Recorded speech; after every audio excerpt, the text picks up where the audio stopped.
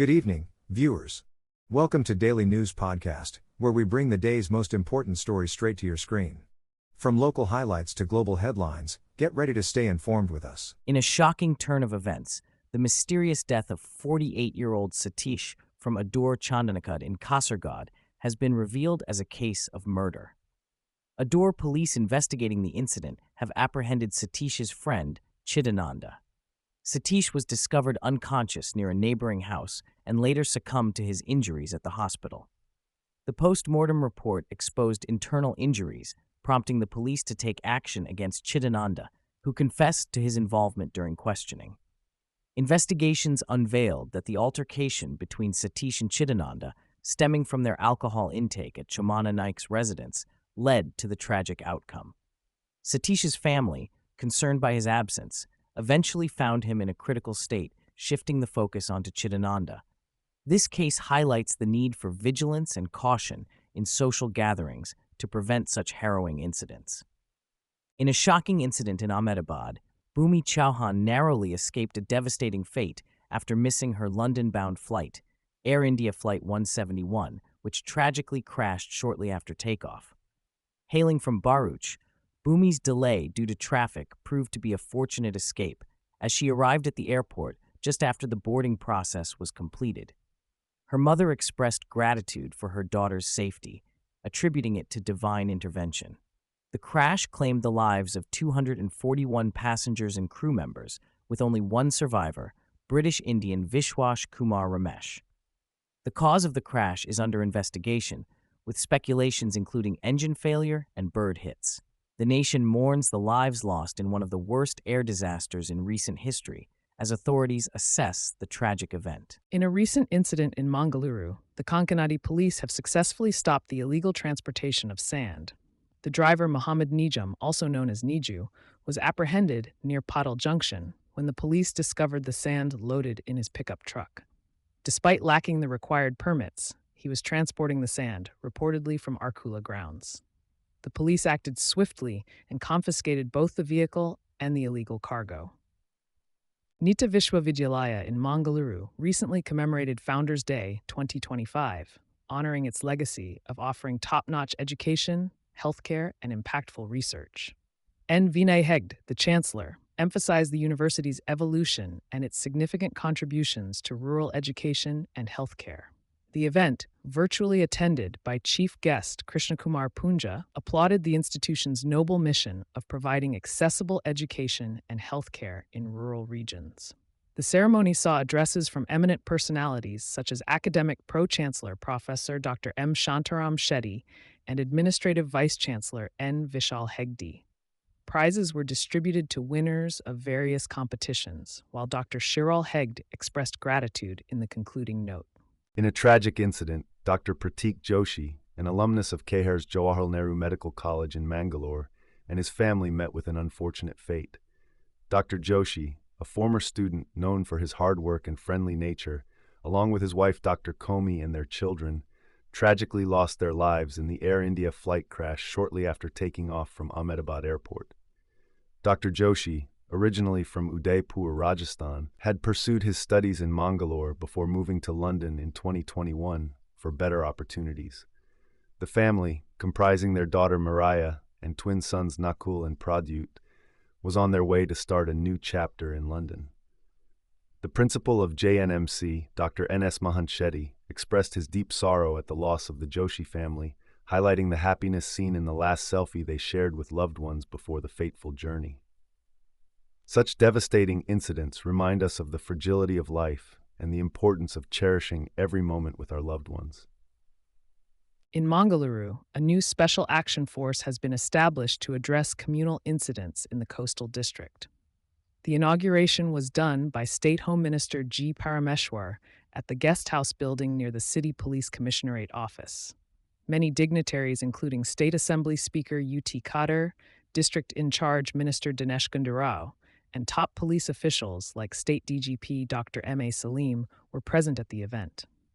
This initiative aims to enhance security and maintain peace in the region. In Kundapur, the sighting of a leopard captured in CCTV footage has stirred fear among the locals. The footage shows the leopard roaming around a residential area near the national highway at Ahmedabad.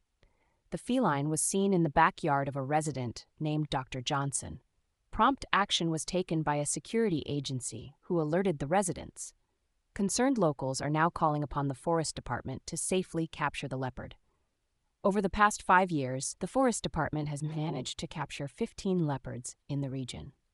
Tragic news from Kuthar in Mangaluru as a 15-year-old girl named Hiba, daughter of Dr. Mumtaz Ahmed, lost her life after falling from the 12th floor of a high-rise apartment late last night. The family resides on the 12th floor of the building located in Ulal police station limits. Hiba, a 10th standard student at a local private school, fell under circumstances yet to be determined. Ulal police have initiated an investigation into this heartbreaking incident. In a miraculous survival, 40-year-old Vishwash Kumar Ramesh, a British Indian, recounts how he escaped the Air India plane crash in Ahmedabad. Prime Minister Narendra Modi visited him at the hospital, where Mr. Kumar remains in disbelief over his survival. Recalling the harrowing experience, he mentions being seated near the emergency door, which blew off upon impact, allowing him to escape. Tragically, 241 people lost their lives in the crash, with scores injured, including medical students at BJ Medical College in Ahmedabad. The flight was bound for London and carried a significant amount of fuel, leading to a fiery crash that shook the nation. PM Modi expressed shock and offered support to those affected, urging swift assistance in the aftermath. The city mourns the loss as investigations continue into the cause of the tragic incident. In a strong statement, Kerala Chief Minister Pinarayi Vijayan condemned Israel's recent strikes in Iran, calling Israel a longtime global thug that acts arrogantly due to U.S. support. Israel targeted Iran's nuclear facilities and military sites, prompting Vijayan to denounce the attack as unjustifiable and a threat to world peace. He urged all who value peace to oppose and condemn such actions, emphasizing the need to uphold decency in international relations. Vijayan's remarks come amidst escalating tensions in the region, highlighting the importance of maintaining global stability and diplomacy. In Mangalore today, a swift action was taken against a government official for making derogatory remarks on social media about a Malayali nurse who tragically lost her life in the Ahmedabad flight crash. The junior superintendent of Velari Kundu in Kasargod, A. Pavithran, was suspended for his insensitive post, as confirmed by the Revenue Minister, K. Rajan. This is not the first time Pavithran has faced disciplinary action for such behavior. The nurse, Ranjitha Nair, a resident of Pulad in Pathanamthitta, was working in the UK and was set to return to Kerala before the unfortunate incident. The minister emphasized that such disrespect towards a victim will not be tolerated, urging for decency and respect on social media platforms. In a tragic incident, a British Indian national named Vishwash Kumar Ramesh miraculously emerged as the sole survivor of the Air India flight AI-171 crash in Mangalore. The flight, bound for London Gatwick, crashed just moments after takeoff from Ahmedabad, claiming the lives of 229 passengers and 12 crew members. The aircraft struck a hostel housing resident doctors, causing devastation. Mr. Ramesh, a businessman, recalled the harrowing moments as the aircraft plummeted, and he managed to escape the wreckage, dazed and injured. This miraculous survival has drawn comparisons to past aviation disasters with sole survivors. Prime Minister Narendra Modi visited Mr. Ramesh at the hospital, where he is under close monitoring. The nation mourns the lives lost in India's deadliest single aircraft disaster in decades. Tragedy struck as 241 passengers lost their lives in a devastating crash of an Air India flight bound for London. The aircraft, carrying 242 people, crashed shortly after takeoff from Ahmedabad Airport. The passengers included Indian, British, Portuguese, and Canadian nationals. With deep regret, Air India confirmed the devastating loss and announced only one survivor, a British national of Indian origin who is currently receiving medical care. The airline expressed heartfelt condolences and informed that a dedicated support team is aiding the affected families. Air India assured full cooperation with the ongoing investigation into the incident and set up a passenger hotline for further information.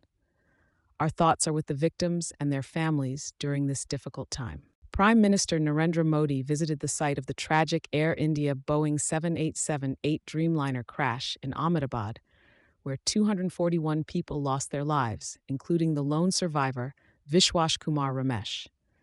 PM Modi expressed deep sadness and extended support to all affected by the disaster. A high-level committee has been formed by the center to investigate the crash, which occurred shortly after takeoff from Sardar Vallabhbhai Patel International Airport. The pilot issued a distress call before the plane crashed into residential quarters, leading to a devastating inferno. The DGCA revealed that the aircraft had an experienced crew on board. Air India confirmed the nationality details of the victims, with the survivor being a British national of Indian origin. The nation mourns the loss of lives in one of the worst air disasters in recent times. In a recent escalation of tensions between Iran and Israel, more than 100 drones were fired towards Israel by Iran. This retaliation comes after Israel targeted multiple sites in Iran, including nuclear facilities, killing senior military personnel and scientists. Israeli Army spokesperson Effie Defrin confirmed that all defense systems were activated to intercept the approaching threats. Videos circulating on social media showed Iranian drones crossing the skies of Iraq towards Israel. Both Iraq and Jordan closed their airspace as a precaution. Israel launched the attack, citing Iran's alleged development of nuclear warheads. Israeli Prime Minister Benjamin Netanyahu stated the operation aimed at neutralizing the Iranian threat. The situation remains tense as the drones travel towards Israel, with potential long-lasting repercussions. In a move described as preemptive, Israel conducted strikes on Iran, targeting a nuclear plant and military sites following warnings from U.S. President Donald Trump of a potential conflict. Explosions were reported in the Iranian capital, with Iran's air defense on high alert. Israel declared a state of emergency and anticipated retaliatory attacks from Tehran. The oil prices surged post the strikes, and there were concerns about disrupting possible nuclear agreements. The U.S. reduced embassy staff in Iraq amidst rising tensions. Israel views Iran as a severe threat and has pushed for global action following reports of Iran's non-compliance with nuclear agreements. Iran, in response, plans to enhance its uranium enrichment capabilities, sparking further concerns about its nuclear intentions. The situation remains tense, with the risk of escalating conflict in the region. That's all from us today. We sincerely thank you for tuning in. For more details on the stories you've heard and for continuous news coverage, please visit mangaloretoday.com. Subscribing ensures you're always updated. Farewell, until our paths cross again.